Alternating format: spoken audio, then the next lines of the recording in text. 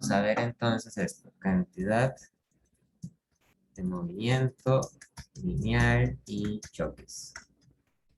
Este tema, cuando yo lo estudié por primera vez, me pareció que era casi que lo mismo en la segunda ley de Newton, pero de una manera distinta. Recordemos que la segunda ley de Newton dice lo siguiente. La segunda ley de Newton dice que para un objeto cuya sumatoria de fuerzas conocemos es igual a la masa de ese objeto multiplicada por la aceleración, ¿verdad? Y nosotros también sabemos que la aceleración de un objeto, en un contexto más general, ¿verdad? No necesariamente cuando el movimiento es acelerado, sino en un caso más general, la aceleración es igual a la derivada de la velocidad con respecto al tiempo. Entonces podemos decir esto, podemos decir que la sumatoria de fuerzas sobre un objeto es igual a la masa por la derivada de la velocidad con respecto al tiempo. Y vamos a asumir lo siguiente, asumiendo que la masa se mantiene constante, uno puede meter la masa dentro de la derivada, es una constante, ¿verdad? Entonces nos queda que la sumatoria de fuerzas es igual a la derivada con respecto al tiempo de la masa por la velocidad. ¿Ok? Entonces, a esta cantidad que nos queda aquí la vamos a llamar de la siguiente manera. Se define a la cantidad de movimiento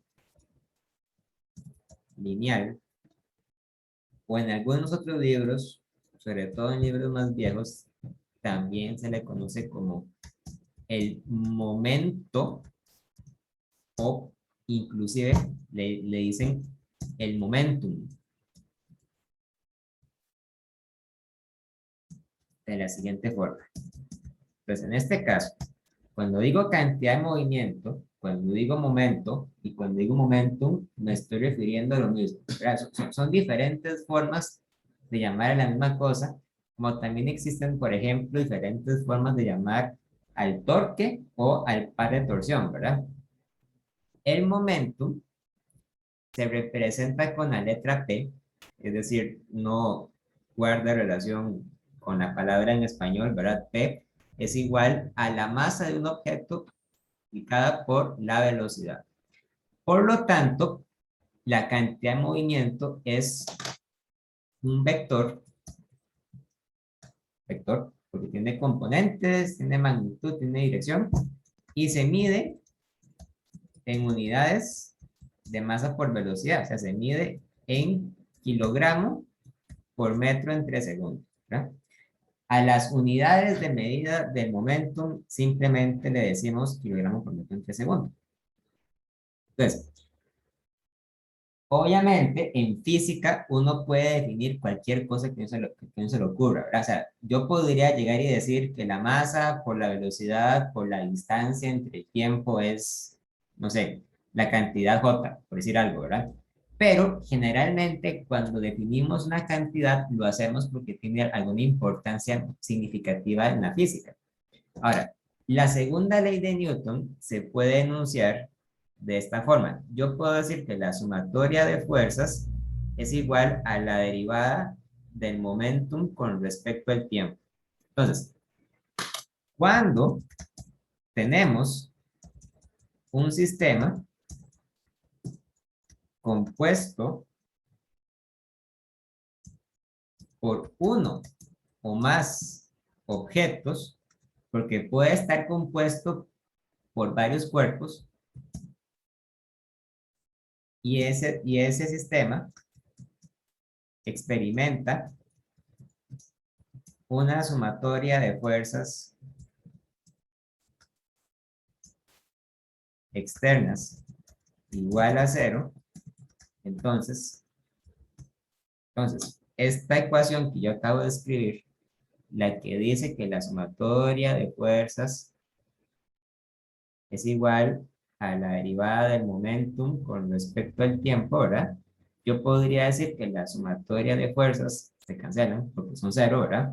Y por lo tanto, puedo decir que la derivada del momentum con respecto al tiempo es igual a cero. Ojo, ¿verdad?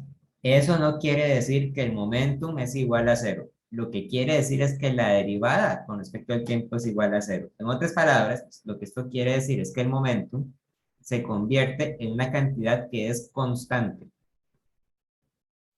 El momentum es constante cuando una partícula no experimenta ninguna fuerza o cuando experimenta dos o más fuerzas que se cancelan entre sí, ¿verdad? Entonces, decir que la cantidad de momentum se conserva cuando no está actuando ninguna fuerza, en cierta forma es equivalente a volver a decir la primera ley de Newton, ¿verdad? La primera ley de Newton dice que cuando sobre un objeto no están actuando fuerzas externas, entonces la velocidad se mantiene constante y en línea recta. De la misma forma, cuando sobre un objeto no están actuando fuerzas, entonces la cantidad de movimiento, que es igual a la masa por la velocidad, se mantiene constante. Entonces, la cantidad de movimiento en física es importante porque es aquella cantidad que se conserva cuando no está actuando ninguna fuerza sobre ella.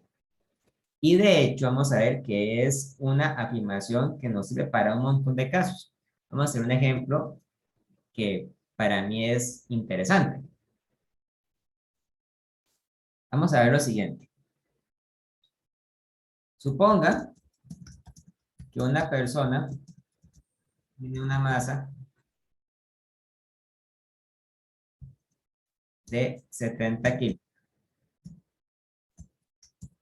Cuando esa persona salta con una rapidez inicial de 1 metro entre segundo, calcule la rapidez con la que el planeta Tierra retrocede bajo sus pies. Esto es muy interesante porque nosotros quizá estamos acostumbrados a pensar que cuando una persona salta, la que se mueve es la persona, no se mueve el planeta Tierra, ¿verdad? Pero lo correcto realmente es decir que tanto la Tierra como esa persona se mueven. Lo que pasa es que no se mueven de la misma forma porque son objetos con masas diferentes. Entonces, yo tengo para esto un caso inicial y tengo también un caso final. Entonces, para el caso inicial, yo me voy a imaginar que la Tierra se encuentra en reposo y sobre ella se encuentra también en reposo la persona que va a saltar. Entonces, para este problema yo tengo dos masas. Yo tengo, por un lado, la masa de la Tierra, que es igual a 5,98 por 10 a la 24 kilogramos, que es una masa astronómica, o sea, que es muy grande. Y tengo también la masa de la persona, que voy a llamar la masa de M1. Bueno, voy a llamarla la masa de M minúscula. Y es igual a 70 kilogramos. ¿Ok? Al inicio, tanto la Tierra como la persona se encuentran en reposo porque ninguna de las dos se ha empezado a mover. Entonces, voy a decir que la velocidad inicial de la Tierra, que voy a representarla con una V mayúscula para recordarme que es la de la Tierra, porque es grande, ¿verdad? Es igual a cero, y que la velocidad inicial de la persona, que voy a escribir con V minúscula para recordarme que es la de la persona que es pequeña, es también igual a cero. Y después yo tengo lo que sucede cuando salta. Ahora, cuando la persona salta, tenemos que permitir el hecho de que la Tierra, aunque sea un cuerpo gigantesco, de alguna forma se va a mover hacia atrás, o sea, se va a mover hacia abajo. Y la persona va a saltar. Entonces, esta persona se va a mover con una rapidez final que yo estoy diciendo que es de 1 metro entre segundos.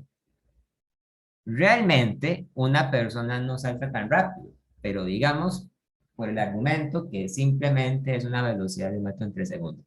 Y yo lo que quiero saber es entonces, ¿cuál va a ser la velocidad con la que la Tierra va a retroceder? ¿Será una velocidad grande o no? Entonces, cuando nosotros utilizamos la cantidad de movimiento para resolver un problema de física, por lo general, lo que resulta importante es saber a qué aplicarle la cantidad de movimiento. Ustedes podrían decir que estoy calculando la cantidad de movimiento de la Tierra o de la persona, pero en realidad lo que yo quiero es considerar al conjunto de la Tierra y de la persona como un solo objeto. ¿Ok? Entonces, para este problema, yo tengo una cantidad de movimiento inicial, PI inicial. La cantidad de movimiento inicial va a ser igual a la masa de la Tierra más la masa de la persona, ¿verdad? Multiplicada por la velocidad a la que se mueve, bueno, perdón, dije mal. Es igual a la masa de la Tierra por la velocidad de la Tierra más la masa de la persona por la velocidad de la persona. O sea, es igual a mt por v mayúscula inicial más la masa de la persona por v minúscula inicial. Estas vectores. ¿Ok? Pero como tanto la Tierra como la persona están en reposo, entonces estas velocidades son cero y entonces la cantidad de movimiento inicial es igual a cero, porque están en reposo. Después, yo considero el mismo sistema, pero cuando la Tierra y la persona ya están en movimiento. Y para ello yo calculo entonces una cantidad de movimiento final, PF. P final va a ser igual a la masa de la Tierra por la velocidad final de la Tierra más la masa de la persona por la velocidad final de la persona. Ahora, aquí viene la parte importante.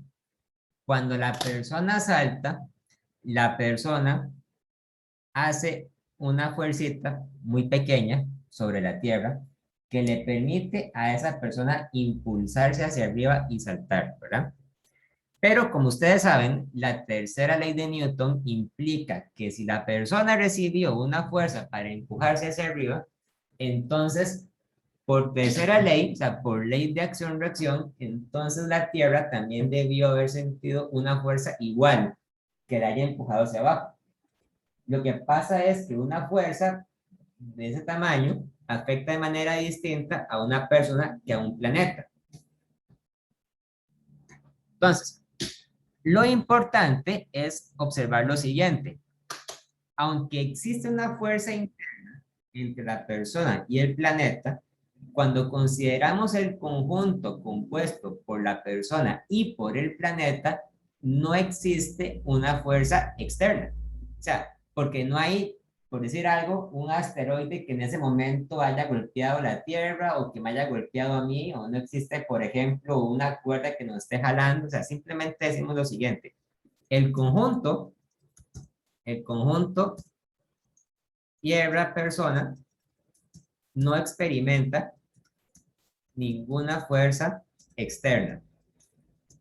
En ese caso, entonces, la fuerza que ejerce la persona para saltar se considera como una fuerza interna del sistema, porque el sistema está constituido, ¿verdad?, por la Tierra y la persona.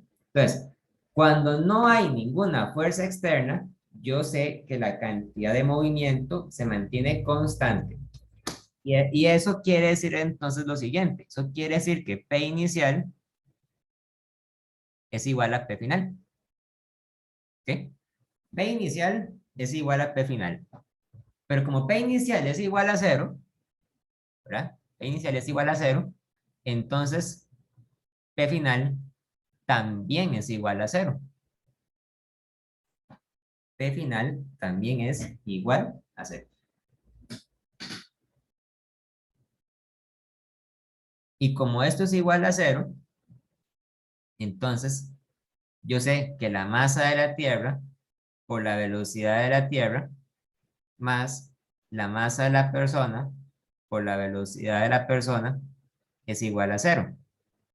Y por lo tanto, la ley de la conservación de la cantidad de movimiento me resulta útil porque me permite deducir el valor de la velocidad con la que la Tierra retrocede. Yo puedo decir entonces que la velocidad de la Tierra es igual a menos la masa de la persona por la velocidad final de la persona dividido entre la masa de la Tierra.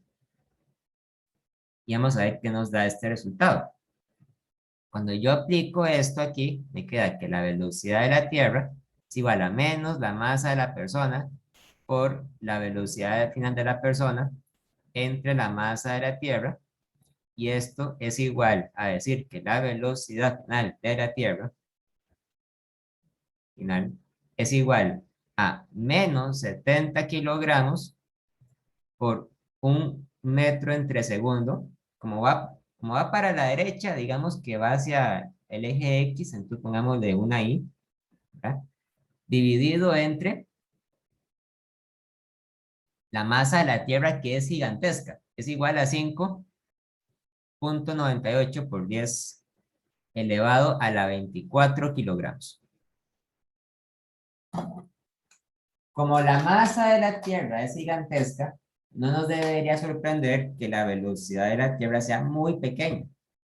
Menos 70 por 1 entre 5,98 por 10 a la 24 es igual a menos 1,17 por 10 a la menos 23 metros entre segundo en I. ¿Ok? Tal vez sea bueno explicar un poco este resultado. Para empezar, ¿por qué será que nos da negativo? Nos da negativo simplemente porque la Tierra está retrocediendo, ¿verdad?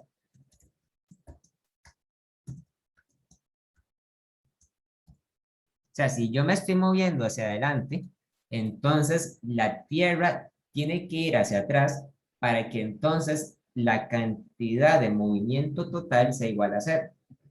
Y además nos encontramos que la velocidad de la Tierra es extremadamente pequeña. No es 0. ¿Verdad? Esto es muy importante observarlo bien. No es 0. Sin embargo, aunque no sea 0, sigue siendo un número extremadamente pequeño, ¿verdad? ¿Por qué? Porque la fuerza que yo aplico para brincar, para saltar, apenas produce un efecto muy pequeño sobre una masa gigantesca como la de la Tierra. Recordemos que la Tierra, al ser un objeto con una masa tan grande, es un objeto con una inercia gigantesca y como tal experimenta una enorme resistencia a cambiar su velocidad. Sí puede cambiar su velocidad, pero lo hace de una manera muy reducida, ¿verdad? Si uno se pone a hacer cálculos, ¿verdad? Uno se da cuenta que si, por ejemplo, si todas las personas que vivimos en la Tierra nos ponemos de acuerdo para saltar juntas al mismo tiempo, o sea, si nos vamos todas, digamos, a un solo país, a un solo punto de la Tierra y brincamos todos juntos, igual, ese brinco, aunque brinquemos a 1 metro por segundo, a 2 metros por segundo, no va a producir un cambio de velocidad que sea ni remotamente perceptible sobre la masa de la Tierra, ¿verdad? Sí produce un cambio, pero es un cambio que es ridículamente pequeño, o sea, muy pequeño. Vamos a ver, hasta aquí, ¿hay alguna duda, alguna pregunta?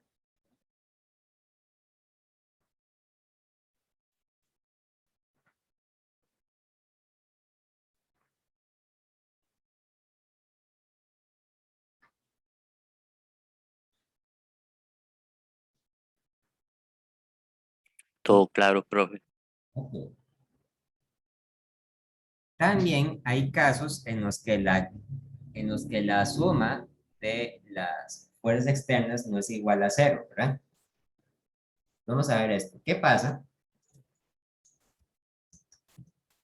cuando las fuerzas externas no se cancelan entre sí? Pues en ese caso, nosotros vamos a tener la siguiente ecuación. La sumatoria de las fuerzas es igual a la derivada de la cantidad de movimiento con respecto al tiempo, ¿verdad? Ahora vamos a considerar el caso particular. Considera el caso en que existe solo una fuerza externa. O sea, digamos, es lo que pasa cuando una persona que juega fútbol patea una bola y le aplica una fuerza y entonces la bola cambia bruscamente su velocidad, o cuando un jugador de béisbol le pega un batazo a la bola, ¿verdad? Tenemos que la fuerza, la única fuerza es igual a la derivada de la cantidad de movimiento con respecto al tiempo. Entonces, voy a acomodar esta ecuación de una manera distinta. Voy a decir entonces que dP es igual a la fuerza por dt. Y esta ecuación la voy a integrar.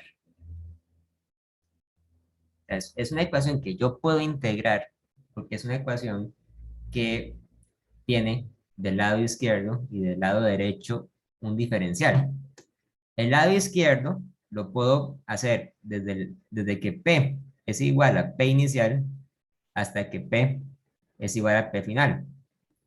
Y esto lo voy a hacer desde que el tiempo, vamos a poner el tiempo T' para poder diferenciar correctamente las variables de integración del límite de integración es igual a 0 hasta que T' es igual a T. Y entonces esta ecuación lo que dice es que P final menos P inicial es igual a la integral en forma vectorial, a la integral de la fuerza con respecto al tiempo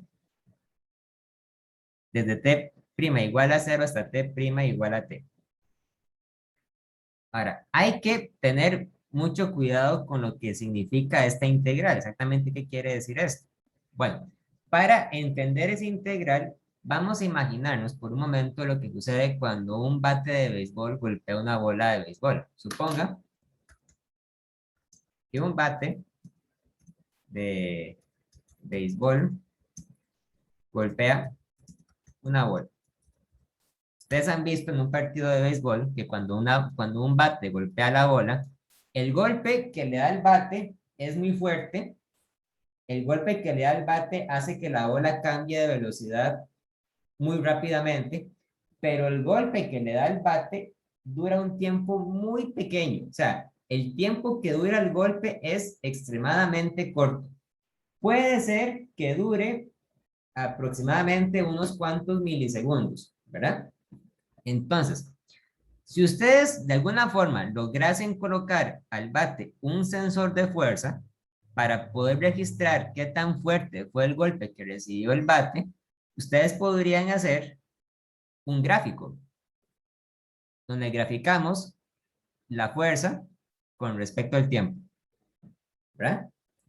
Entonces, de ahí, antes de que, digamos que el golpe sucedió cuando el tiempo es igual a 0, ¿verdad? Entonces, antes de que recibiera el golpe, el bate no tenía ninguna fuerza, ¿verdad? Pero de un momento a otro, el bate recibió un impacto gigantesco, la fuerza fue muy grande, pero como el golpe fue extremadamente corto, entonces el gráfico rápidamente regresa a 0.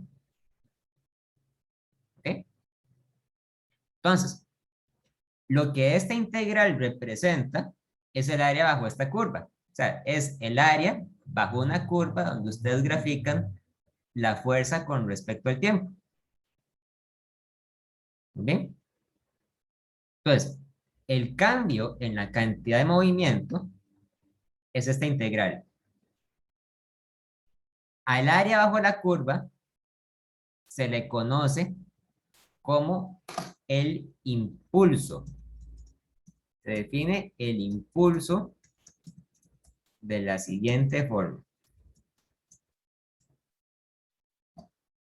El impulso se define estrictamente como la integral de la fuerza con respecto al tiempo durante el tiempo en que duró un golpe. Por lo tanto, el impulso tiene unidades de Newton por metro. De Newton por segundo. Tiene unidades de fuerza por tiempo, tiene unidades de Newton por segundo. Sabemos que en el lenguaje cotidiano, ¿verdad? Cuando ustedes dicen, es que voy a, por ejemplo, a agarrar impulso. Por ejemplo, cuando una persona se va a lanzar de clavado a una piscina, se suben a un trampolín, ¿verdad? Pegan un brinco, agarran impulso y saltan, ¿verdad? Pero bueno, en física, la palabra impulso tiene un significado especial. El impulso se define como la integral de la fuerza con respecto al tiempo. Para poder calcular un impulso, entonces es necesario conocer experimentalmente de qué manera es que la fuerza cambia con respecto al tiempo, ¿verdad?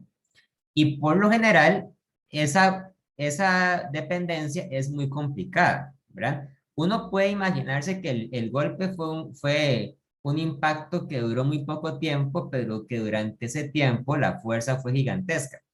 Ahora bien, para la mayoría de los problemas de física, el impulso se aproxima como si fuera un rectángulo. ¿Qué quiero decir? Lo que quiero decir es que podemos aproximar más o menos que el golpe sucedió en un tiempo limitado, ¿verdad?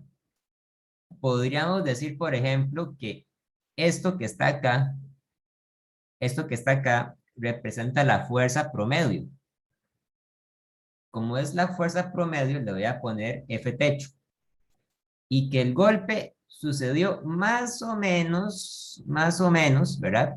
En este intervalo de tiempo delta T. Entonces, en algunos casos, no siempre, ¿verdad? Pero en algunos casos es posible hacer esta aproximación. Se puede aproximar el impulso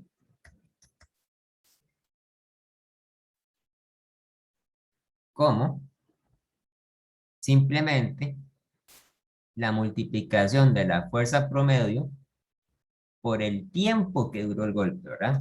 Pero claro, ahí cuando ustedes quieren definir el tiempo que duró el golpe, tienen que hacer una definición que en última instancia es completamente arbitraria, ¿verdad? O sea, ustedes realmente no saben cuánto tiempo fue el que duró el golpe. Lo que pueden decir es que duró más o menos cierta cantidad de tiempo, ¿verdad?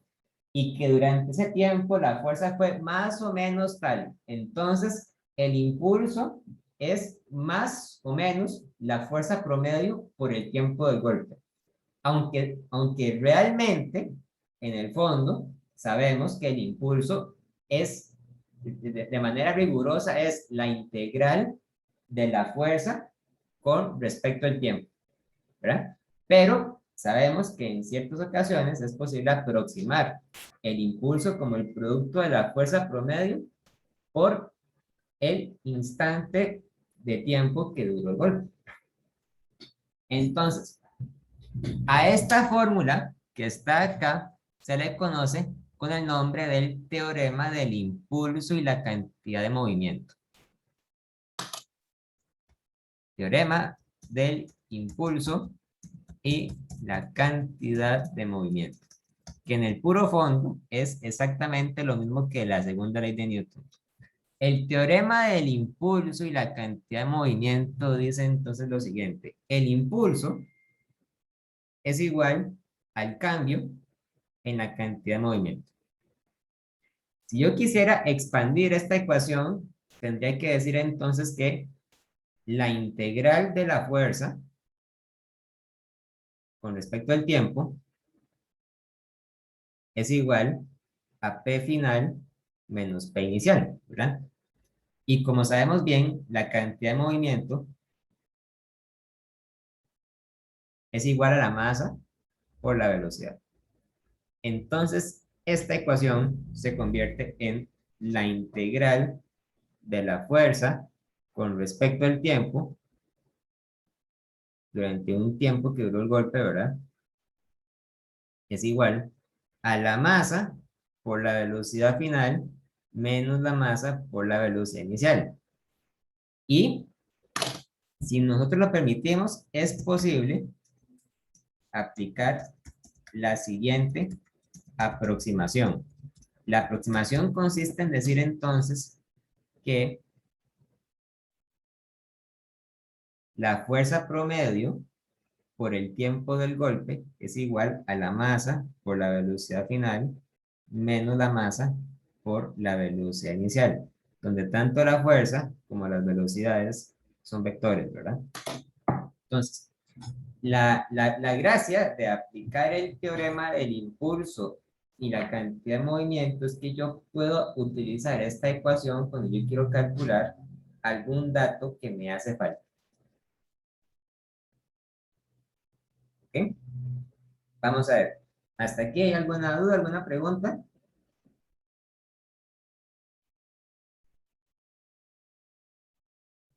Profe, eso es para una fuerza constante. Juan, Es no. que, no, Es que ahí es está, que leí algo en el libro y sí me enredó ahí de está el eso. detalle. O sea, esto funciona cuando la fuerza es constante, ¿verdad? Pero, como yo les digo a ustedes, realmente, en la vida real, las fuerzas constantes no existen, ¿verdad? Lo que existe en la vida real son fuerzas variables y ustedes pueden más o menos decir que son constantes, pero que en el puro fondo, lo que están diciendo es una aproximación. O sea, es como decir que el área bajo la curva roja es casi igual al área de la curva café, ¿verdad? Pero es una aproximación. Eso lo asumimos por el corto periodo ese, ¿Sí? digamos. Ok. Sí, es por... Ah, bueno, sí, esa era mi duda. Ok, muy bien. Hagamos un ejemplo de esto. Un ejemplo deportivo. Vamos a decir lo siguiente. Suponga que una bola de béisbol se acerca al bateador a una rapidez inicial de, pongámosle, 5 metros entre segundo.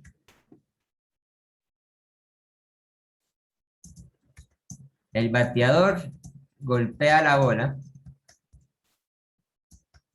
y la bola retrocede, o sea, se va para atrás a una rapidez de 10 metros entre segundo. Suponga que la bola, y aquí estoy un poco perdido porque realmente no sé cuánto es la masa de una bola de béisbol. Digamos que tiene una masa que la bola tiene una masa de 0,4 kilogramos. Podría estar equivocado, pero bueno, es por el ejemplo. Supongamos que la bola tiene una masa de 0,4 kilogramos y que el golpe o el batazo dura un tiempo de 2 milisegundos, ¿verdad? Como les digo, eso es algo que está muy pegado al techo, o sea, porque realmente es muy difícil determinar realmente eh, cuánto tiempo fue el que duró el golpe, pero por decir algo, ¿verdad? Por poner algo, digamos que el golpe duró 2 milisegundos. Entonces, la pregunta es, Determine la fuerza promedio que aplicó el bate sobre la bola durante el tiempo que duró el golpe. El tiempo, ¿verdad? Que fue extremadamente corto porque solamente duró unos 2 milisegundos. Como el tiempo fue muy corto, es de suponer que la fuerza tuvo que haber sido muy grande para compensar el tiempo tan corto que duró el golpe. Entonces, para este problema, lo mejor es aplicar el teorema del impulso y de la cantidad de movimiento. Pero antes vamos a hacer un dibujito para entenderlo mejor. Vamos a suponer que esto que está acá es la bola de béisbol. La bola de béisbol se acerca al bate. Ahí está. Ustedes entienden, ¿verdad? Este es el bate.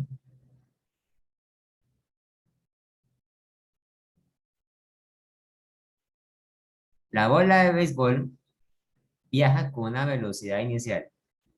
Ojo que estoy diciendo velocidad y no estoy diciendo rapidez. La velocidad tiene magnitud y tiene dirección. La velocidad inicial es de 5 metros entre segundos a la derecha. Por lo tanto, le debo poner un vector unitario y, ¿verdad?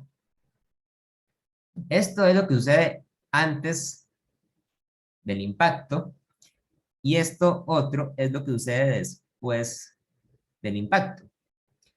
Después del impacto, ¿verdad? Bueno, el bate le da un golpe a la bola, ahí un golpe fuertísimo, y entonces la bola adquiere una velocidad final que es diferente de la velocidad inicial. La velocidad final es de 10 metros entre segundo, pero como va para la izquierda, entonces hay que ponerlo negativo. Menos 10 metros entre segundo en i. Porque va para la izquierda, entonces es negativo, ¿verdad? Y entonces, cuando aplicamos el teorema del impulso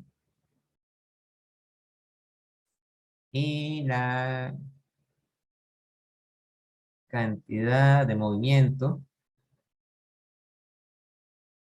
decimos entonces que el impulso, como una cantidad vectorial, ¿verdad? Es igual a delta P. O sea, tenemos que aproximadamente la fuerza promedio multiplicado por el tiempo que duró el golpe es igual a P final menos P inicial. O sea, es igual a la masa por la velocidad final menos la masa por la velocidad inicial. Ahí sabemos que la masa de la bola es de 0.4 kilogramos y que el tiempo que duró el golpe es el delta T. El tiempo que duró el golpe fue de 2 milisegundos. Ojo que aquí ms significa milisegundo, ¿verdad? No significa metro por segundo. Esto es entonces 2 por 10 a la menos 3 segundos. Así que lo que me queda es simplemente agarrar esta ecuación y despejar la variable que quiero conocer, que es el delta T. Delta T es igual a la masa por la velocidad final menos la masa por la velocidad inicial entre, perdón, no, lo que quiero calcular no es delta T, es la fuerza, ¿verdad? F, entre delta T. La fuerza es igual a la masa que es 0.4 kilogramos por V final. V final que es menos 10 metros entre segundo en I, ¿verdad? Menos la masa que es 0.4 kilogramos por la velocidad inicial que es de 5 metros entre segundo en I, dividido entre el tiempo que es de 2 por 10 a la menos 3 segundos. Tengan mucho cuidado con el signo de las velocidades, porque ustedes podrían ver la fórmula y pensar que esto es una resta, pero en realidad, como la velocidad final es negativa, esto que está aquí realmente es una suma, ¿verdad? La fuerza que me queda al hacer el cálculo es de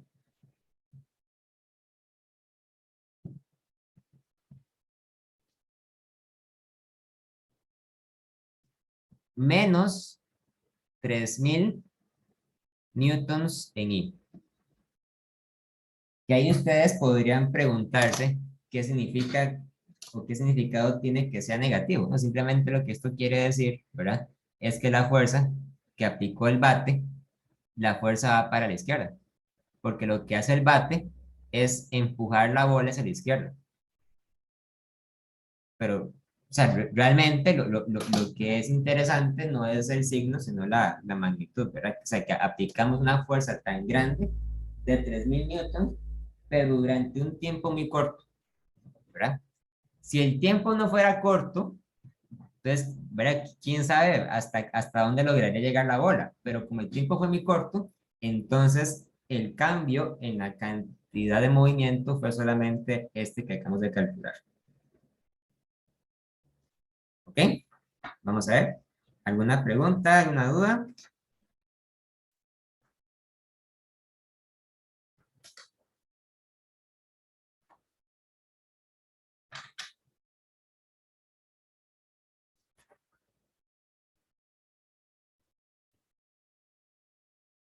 Profe, entonces aquí la fuerza se hace mayor conforme el tiempo disminuye. Mm, Podríamos decirlo, sí, así, tal vez, digamos, o sea, si usted mantiene el impulso constante, entonces ahí sí, la fuerza es mayor conforme el tiempo disminuye. Y viceversa, ¿verdad?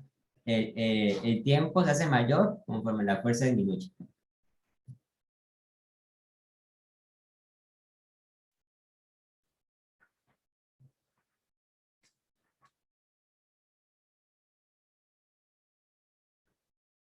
Muy bien.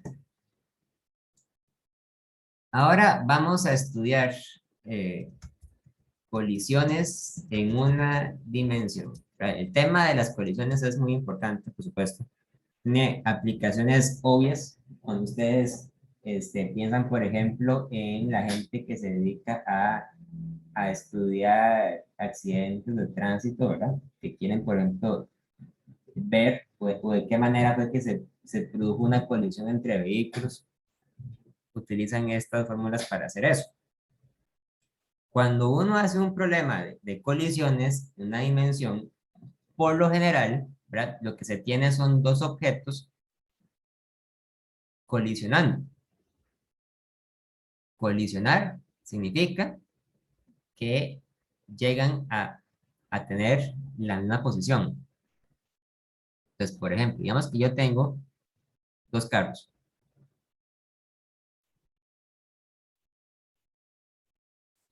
A este lo llamaré el carro A y a este lo llamaré el carro B. El carro A tiene una masa MA y el carro B tiene una masa MB. Pueden ser iguales, pueden ser diferentes, no importa. Y digamos que los dos carros van a hacer una colisión. Entonces, el carro A se mueve hacia la derecha y el carro B se mueve hacia la izquierda. Entonces, esta sería la parte delantera de A y esta sería la parte delantera de B. El carro A se mueve con una velocidad VA y el carro B con una velocidad VB. Vean que en este caso estamos asumiendo, estamos dando por sentado entonces que la componente horizontal de la velocidad del carro B es negativa. Por lo tanto, el sistema tiene una cantidad de movimiento inicial. Cantidad de movimiento inicial. P inicial es igual a la masa de A por la velocidad, pongámosle inicial de A e inicial de B, por la velocidad inicial de A más la masa de B por la velocidad inicial de B. Esto es lo que sucede antes. Y esto es lo que sucede después de la colisión. Después de la colisión, los carros se golpean entre sí, ¿verdad? Pueden ser que los carros reboten, puede ser que los carros se mantengan unidos. Vamos a ver qué ocurre en cada uno de esos casos, ¿verdad? Pero el carro A y el carro B van a tener entonces unas velocidades distintas después de golpearse. Puede ser, por ejemplo, que el carro A ahora retroceda y el carro B retroceda también, pero para el carro B retroceder es equivalente a irse para la derecha, ¿verdad? Entonces, esta va a ser la velocidad final de A y esta va a ser la velocidad final de B. Y por lo tanto tenemos entonces una cantidad de movimiento final.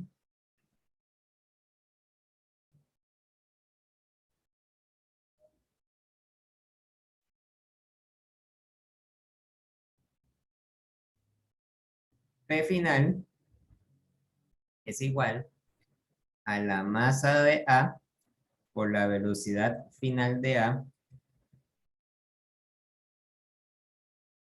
más la masa de B por la velocidad final de B. ¿Sí? O sea, la definición de P inicial y de P final es casi la misma. La única diferencia es que P inicial depende de las velocidades iniciales y P final depende de las velocidades finales. Ahora, lo que hacemos es asumir lo siguiente. Se asume que durante el breve tiempo que dura la colisión, o sea, durante el breve tiempo en que los carros están en contacto entre ellos, colisión, ¿verdad? No existe ninguna fuerza externa actuando sobre el sistema compuesto por los dos carros, ¿verdad? O sea, sabemos, obviamente, que cada uno de los dos carros recibe una fuerza muy grande producto del impacto con el otro carro. Pero lo que quiero decir con esto es que durante el golpe, ¿verdad? Los dos carros experimentan solamente la fuerza entre ellos, pero no experimentan ninguna fuerza adicional. Esa afirmación, ¿verdad? Puede a veces verse un poco de entredicho si consideramos, por ejemplo, que cuando los dos carros están en movimiento, pues siempre van a experimentar la fuerza de fricción que tienen con la carretera, ¿verdad? O la que tienen con cualquier objeto con los que hayan chocado, con los que hayan pegado. Pero la hipótesis de la que vamos a partir es que durante el impacto, los dos carros no experimentan ninguna fuerza considerable con el medio ambiente. Y por lo tanto, esto implica que la cantidad de movimiento total se tiene que conservar. Pues eso es muy importante porque eso quiere decir entonces que P inicial es igual a P final. Y por lo tanto, esto implica que la masa de A por la velocidad inicial de A más la masa de B por la velocidad inicial de B es igual a la masa de A por la velocidad final de A más la masa de B por la velocidad final de B. Entonces, esta ecuación nos es muy útil cuando nosotros queremos calcular alguna de estas tres velocidades. ¿verdad? De estas cuatro, perdón. Puede ser que nosotros conozcamos tres velocidades y que por alguna razón queramos averiguar la cuarta, podemos usar esta fórmula. La fórmula nos puede ayudar entonces a calcular con qué velocidad se van a mover los vehículos después del choque, si ya conocíamos las velocidades iniciales, o también nos puede ayudar a determinar con qué velocidad se movían los vehículos antes del choque cuando ya conocemos las velocidades finales. ¿Ok? Hasta aquí, ¿alguna pregunta, alguna duda?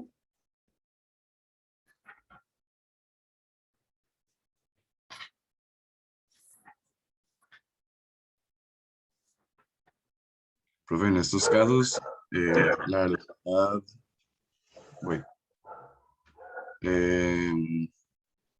digamos, antes de que colisionen, ¿es constante o no? Esa velocidad, la que yo pongo ahí, se refiere a la velocidad que tiene justo en el instante antes de que choque. Si los carros se movían con velocidad constante, entonces es la velocidad que tenían antes, la velocidad constante. Pero si la velocidad no era constante antes del choque, entonces se refiere a la velocidad que tenía justo antes de pegar. O sea, en el instante, en el microsegundo antes de pegar, esa es la velocidad. Y las otras velocidades se refieren a las velocidades que tienen justo después de pegar.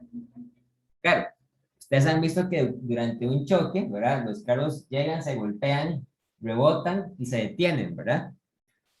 Obviamente, si después del golpe los carros frenan, se van a detener. Entonces, estas velocidades finales se refieren a las velocidades de los carros en el instante justo inmediatamente después de la colisión, ¿verdad? No se refiere, obviamente, a las velocidades que van a tener cuando se detienen. Se refieren a las velocidades justo inmediatamente después de la colisión. Y de la misma forma, las velocidades iniciales se refieren a las velocidades justo antes, justo en el instante antes de golpear. Sí, Ok, ok. Y justo en el momento en que colisionan, la velocidad sería cero. ¿no? No sé. La velocidad cambia bruscamente de un valor a otro. La velocidad de A cambia bruscamente de V1A a VFA. Y la velocidad de B cambia bruscamente de VIB a VFB. ¿Verdad? La velocidad se hace cero cuando los carros se detienen después de la colisión. O sea, se pueden detener después de la colisión producto de la fuerza de fricción, ¿verdad? Pero no se van a detener, no se detienen durante la colisión y tampoco se detienen inmediatamente después de la colisión. Se llegan a detener cierta cantidad de tiempo después de la colisión, pero debido a la fricción.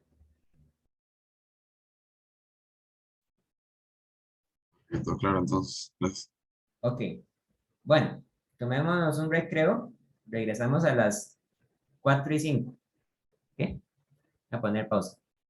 Nos vemos. Ya.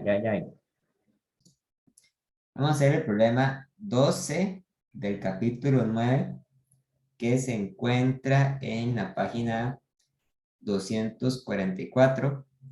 Por cualquier cosa ya les envié una foto del problema al chat. Vamos a ver, dice, un auto de 1200 kilogramos viaja inicialmente a una velocidad VCI de 25 metros por segundo hacia el este y choca en la parte trasera de un camión de 9000 kilogramos que se mueve en la misma dirección a una velocidad VTI de 20 metros por segundo. ¿Okay? Vean que aunque los dos vehículos se mueven para el este, se mueven para la derecha, el carro viaja más rápido que el camión y por lo tanto el carro llega a impactar el camión, ¿verdad? La velocidad del auto inmediatamente después de la colisión es de 18 metros por segundo. VCF igual a 18 metros por segundo. Hacia el este. ¿Cuál es la velocidad del camión inmediatamente después de la colisión? ¿Cuál es el cambio en la energía mecánica del sistema autocamión en la colisión? Explique este cambio en energía mecánica. Entonces, este problema es realmente un planteamiento igual, ¿verdad? A lo que yo había discutido aquí antes. Tenemos que decir lo siguiente. Pues, tenemos dos vehículos. Ya tenemos el vehículo, el carro, tenemos el camión. Para continuar con la notación que yo había puesto para este problema, digamos entonces que el carro es el vehículo A. Y el vehículo A tiene entonces una velocidad, pero tiene una masa de 1200 kilogramos para el problema 12, ¿verdad? El vehículo B, que es el camión, tiene entonces una masa MB mucho mayor, que es de 9000 kilogramos. Entonces, el carro tenía una velocidad A, una velocidad inicial A, que es igual, según lo que dice el ejercicio, ¿verdad? A una velocidad VCI, que es de 25 metros entre segundos hacia el este, o sea, hacia ahí. Mientras que el carro B tiene una velocidad inicial B, llamada, según el libro, VTI, igual a 20 metros por segundo hacia el este. O sea, 20 metros por segundo en I, ¿verdad? Ahí eso nada más es el nombre. O sea, uno puede entender a qué se refiere cada una de esas cosas. Después de la colisión, entonces, el carro se mueve a una velocidad de 18 metros por segundo. Entonces, V final en A es lo que aquí llaman VCF y es igual a 18 metros entre segundo en I, ¿verdad? La velocidad final del camión es entonces desconocida. No sabemos cuánto vale. Sabemos las velocidades iniciales, sabemos la velocidad final del carro, lo que nos falta es la velocidad final del camión. Entonces, vamos a aplicar esta formulita, la fórmula de la conservación de la cantidad de movimiento. Aplicamos la conservación de la cantidad de movimiento.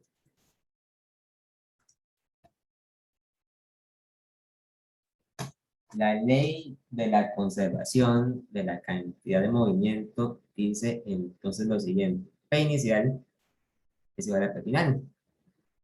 Y por lo tanto, la masa de A por la velocidad inicial de A más la masa de B por la velocidad inicial de B es igual a la masa de A por la velocidad final de A más la masa de B por la velocidad final de B. Y yo voy a utilizar esta ecuación para despejar esta velocidad final de B. ¿Ok? Por lo tanto, puedo decir esto. La velocidad final de B es igual a la masa de A por la velocidad inicial de A más la masa de B por la velocidad inicial de B menos la masa de A por la velocidad final de A y todo esto lo dividimos todo entre la masa de B. ¿Ok? Entonces, esto a mí me tiene que dar. La masa de A es 1200 kilogramos por V inicial de A, que son 25 metros entre segundo en I, más la masa de B, que son 9.000 kilogramos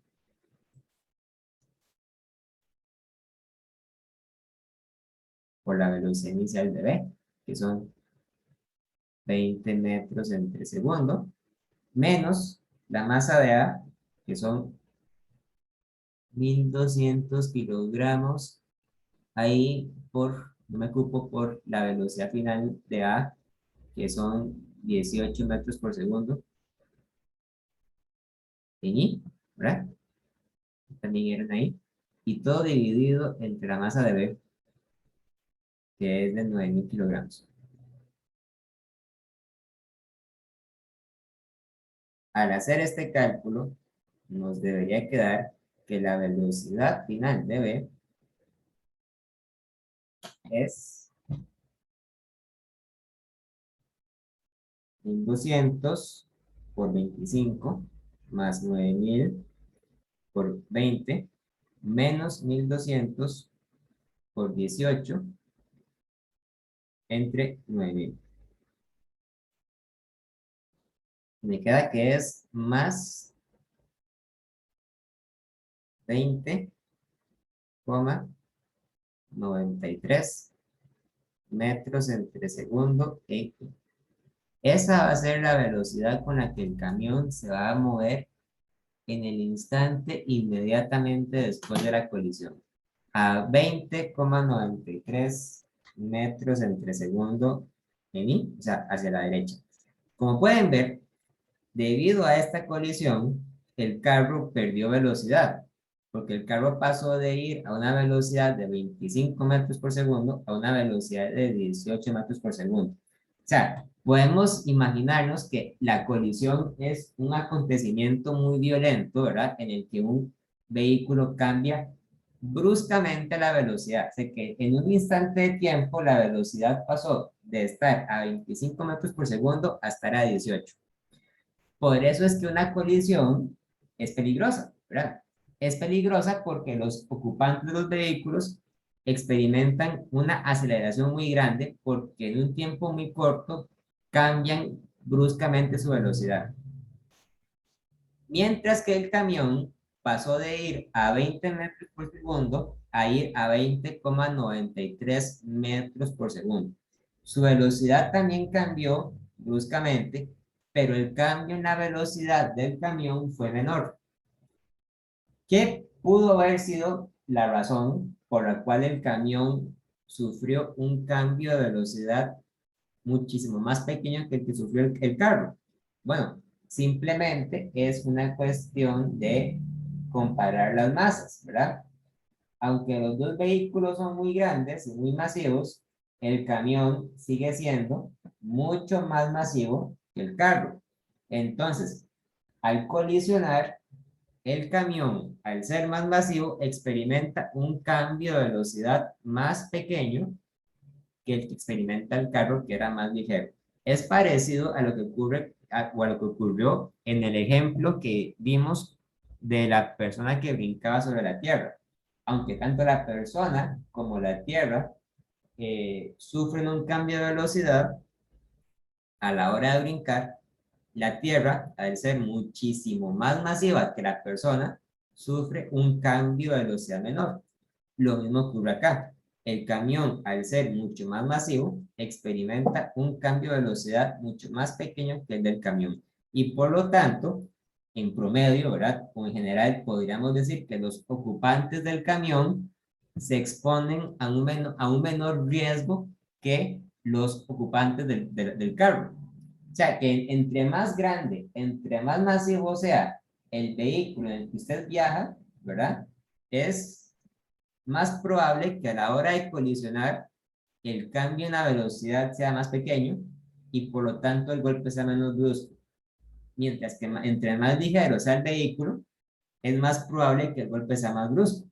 Por eso es que en un choque que involucra bicicletas o motocicletas, siempre los ciclistas tienen a de perder, ¿verdad? Porque ellos viajan en un vehículo que es mucho más ligero que los carros o camiones contra los que puedan pegar.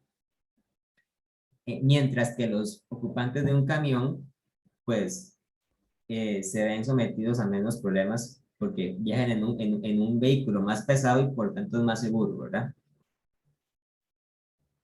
Así que si uno anda en moto, hay que ser muy cuidadoso y hay que andar siempre con los cascos, con el casco de seguridad y con los implementos de seguridad que recomiendan usar, ¿verdad? Luego la pregunta B dice, ¿cuál es el cambio en la energía mecánica del sistema autocamión en la colisión? Para este problema, lo que vamos a hacer es calcular la energía mecánica de los carros después de la colisión y la energía mecánica de los carros antes de la colisión. Como ustedes ya saben, la energía mecánica implica sumar la energía cinética y la energía potencial. Pero en este problema, los carros, cuando colisionan, no sufren un cambio de altura, ¿verdad? No brincan, no se hunden, siguen moviéndose a la misma altura. Entonces, los carros no tienen realmente energía potencial. Por lo tanto, la energía mecánica de los carros es solamente su energía cinética. Entonces, vamos a calcular para esta parte, vamos a calcular la energía cinética de los carros después o inmediatamente después de la colisión. Vamos a llamar a esta cantidad KF. Recordando que la letra K significa energía cinética y F de final, ¿verdad? Es igual a 1/2 de la masa del carro A por la velocidad final del carro A al cuadrado, más 1/2 de la masa del camión B por la velocidad final del camión B al cuadrado. K final es igual a 1/2 de 1200 kilogramos por la velocidad final del carro A, que es de 18 metros entre segundo al cuadrado, más 1/2 por la masa del camión B, que es de 9000 kilogramos, por la velocidad final del camión B, que es de 20,93 metros por segundo al cuadrado, y eso nos da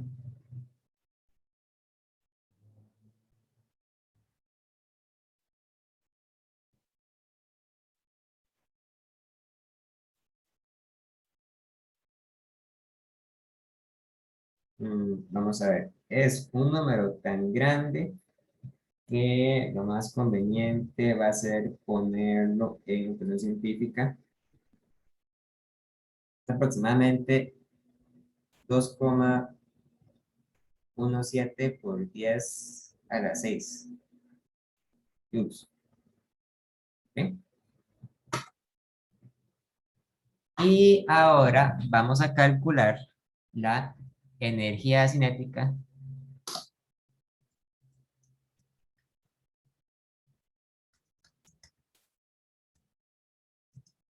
de los carros inmediatamente antes de la colisión. Vamos a llamar a esta la energía cinética K inicial. ¿Okay? Va a ser igual a 1/2 de la masa del carro A por la rapidez inicial del carro A al cuadrado, más 1/2 de la masa del carro B por la rapidez inicial del carro B al cuadrado. El carro A tiene una masa de 1200 kilogramos y una rapidez inicial de 25 metros entre segundo, ¿verdad? Al cuadrado, más 1/2 por la masa del carro B, que es de 9000 kilogramos, por la rapidez del carro B final, que es de 20 metros por segundo, ¿verdad? Al cuadrado. Y esto nos da, ¿cuánto nos da?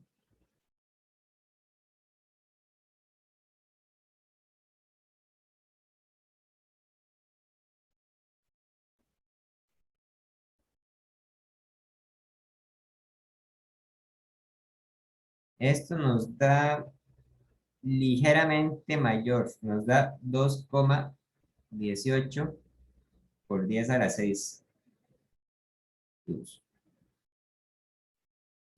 Ok. Ligeramente mayor, aunque en realidad no es tantísimo ligeramente mayor, porque la diferencia, vamos a ver, hay una diferencia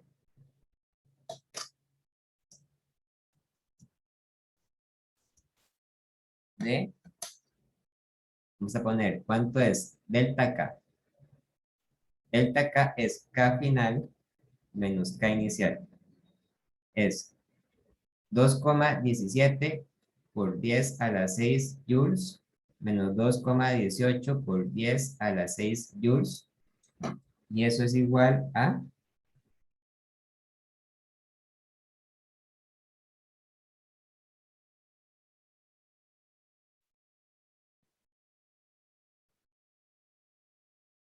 menos 1 por 10 a la 4 joules, o sea, menos 10.000 joules. Lo que acabamos de encontrar es que la energía cinética antes del choque es mayor que la energía final después del choque.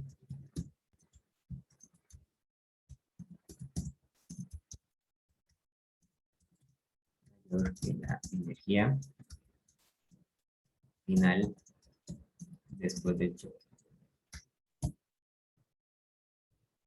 La pregunta nos pide que intentemos explicar por qué ocurre esto, ¿verdad? Ahora, es muy importante señalar una cosa. Durante un choque, vamos a ver, durante un choque, durante una colisión,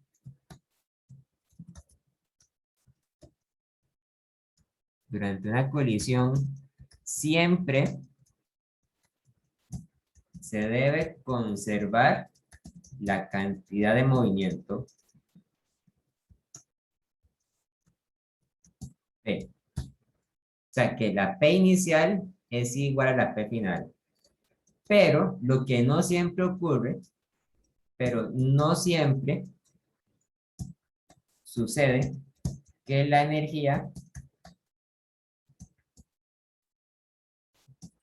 cinética de los vehículos se conserva. Y eso no es obvio. De hecho, no es para nada obvio, pero es importante señalarlo, ¿verdad? Nosotros estamos acostumbrados a escuchar siempre que nos dicen que la energía se conserva, ¿verdad? Que la energía no se crea, se destruye, se transforma, ¿verdad? Pero justamente por eso es que la energía cinética durante una colisión entre vehículos no siempre se conserva.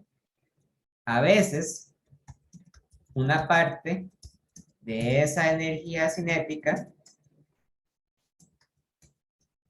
se transforma en calor, se transforma en ruido, se puede transformar también en energía de deformación. Cuando los vehículos se golpean y se golpean muy fuerte y la carrocería se deforma por completo, ¿verdad? Ustedes han visto que cuando un vehículo, cuando una colisión es muy violenta, ¿verdad?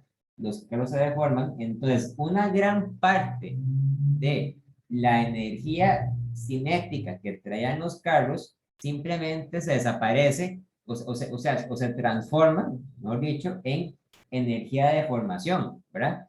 Por lo tanto, una parte de esa energía cinética no se conserva en forma de energía cinética, sino que se convierte en otras formas de energía que no están necesariamente asociadas al movimiento de los carros. Pero lo que sí ocurre siempre es que siempre se debe conservar la cantidad de movimiento. Por esa razón, a los choques o a las colisiones se les suele dividir en tres tipos diferentes. Vamos a ver entonces cuáles son los tres tipos de colisiones. Hay tres tipos de colisiones. En primer lugar, tenemos las colisiones elásticas. En una colisión elástica se conserva la cantidad de movimiento y se conserva también la energía cinética. Las colisiones elásticas son una idealización. O sea, ocurren, o mejor dicho, ocurrirían si fuera posible que durante una colisión no se perdiera nada de la energía cinética. Pero eso no siempre ocurre. O sea, siempre se pierde una parte, aunque a veces no se pierde mucho. Cuando no se pierde mucha energía, la colisión se puede aproximar como si fuera una colisión elástica. A veces, por ejemplo, cuando hay un choque entre dos carros a bajas velocidades, los carros no se deforman mucho y por lo tanto las colisiones producen se producen de una manera que es casi elástica. O sea que casi se puede decir que la energía cinética se mantiene constante. Cuando el choque es elástico, hay unas fórmulas muy convenientes para poder calcular las velocidades finales de los vehículos. Es importante que ustedes entiendan que estas fórmulas se derivan a partir de un procedimiento o de una derivación que implica mantener constante la cantidad de movimiento y mantener constante la energía cinética. Cuando dos vehículos chocan, se tiene que la velocidad final del vehículo 1 es igual a la masa del vehículo 1 menos la masa del vehículo 2 dividido entre la masa del vehículo 1 más la masa del vehículo 2 por la velocidad inicial del vehículo 1 más 2 veces la masa del vehículo 2 entre la masa del vehículo 1 más la masa del vehículo 2 por la velocidad inicial del vehículo 2. Y la velocidad final del vehículo 2 es igual a 2 veces la masa del vehículo 1 entre la masa del vehículo 1 más la masa del vehículo 2 por la velocidad inicial del vehículo 1 más la masa del vehículo 2 menos la masa del vehículo 1 entre la masa del vehículo 2 más la masa del vehículo 1 por la velocidad inicial del vehículo 1. Estas ecuaciones se deducen en la página 221 del libro. ¿Sí? Les insisto, les recomiendo que se lean esa sección para que puedan entender de dónde vienen esas fórmulas. Sin embargo, no las voy a deducir aquí porque es un poco engorroso y la verdad no viene al caso, ¿verdad? Pero sí es importante que ustedes se lo lean para que ustedes lo entiendan. Los otros choques son los choques inelásticos.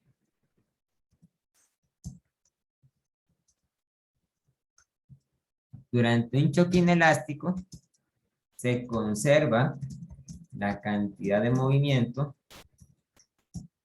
pero se pierde una parte de la energía cinética. Se pierde en forma de calor, se pierde en forma de ruido, en forma de deformaciones, ¿verdad? Y siempre que sucede, la energía se pierde de una manera diferente y una cantidad diferente.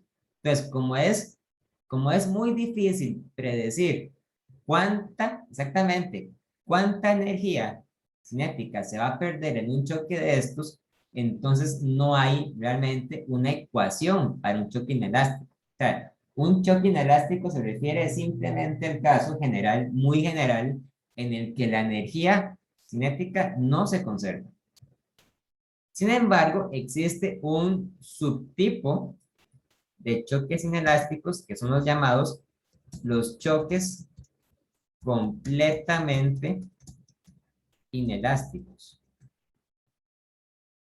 Los choques completamente inelásticos son los choques donde se da la máxima pérdida posible de energía cinética. Durante estos choques sucede que los objetos que colisionan quedan enganchados y se mueven juntos después de la colisión. Entonces, después de estas colisiones, los objetos involucrados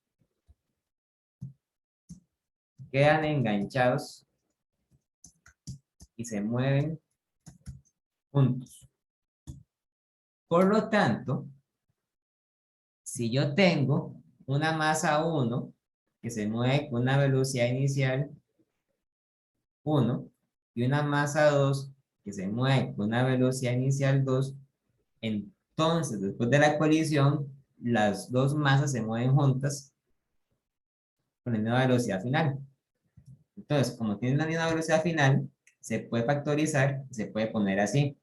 Por lo tanto, la velocidad final durante estas colisiones es igual a la masa de 1 por la velocidad inicial de 1 más la masa de 2 por la velocidad inicial de 2 dividido entre la suma de las masas. Pero como les insisto, es importante entender dos cosas. Durante un choque completamente inelástico, se da la mayor pérdida posible de energía cinética, ¿verdad? Y además, los dos objetos quedan enganchados después del movimiento, después de la colisión. Esto es muy importante porque ayuda a identificar fácilmente en cuáles problemas tenemos una colisión completamente inelástica. Sucede, como les digo, cuando los dos objetos quedan completamente enganchados entre sí. Pero bueno, tal vez en la clase del viernes hacemos algún ejemplo de esto. Por ahora, les pregunto, ¿hay alguna duda? ¿Una pregunta?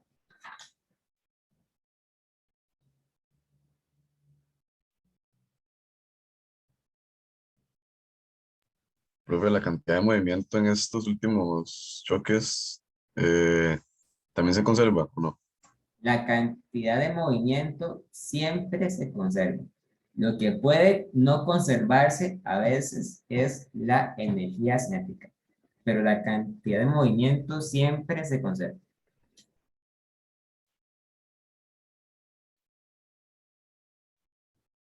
¿Ok?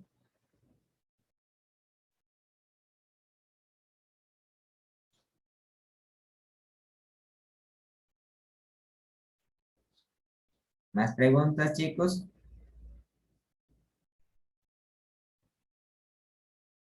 Bueno, si quieren, entonces dejémoslo hasta acá.